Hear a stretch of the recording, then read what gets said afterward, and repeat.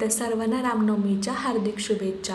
तर मम्मीनी देव घासून छान अशी देवपूजा केली होती आणि ना मला केसांना कलर करायचा होता, त्यामुळे मी आधी इथे हेअर्स वॉश करून घेतले आणि माझ्या केसांमध्ये डॅन्ड्रफ खूप होतो। सगळं ट्राय केलं पण फरक म्हणावा असा पडत नाही आहे।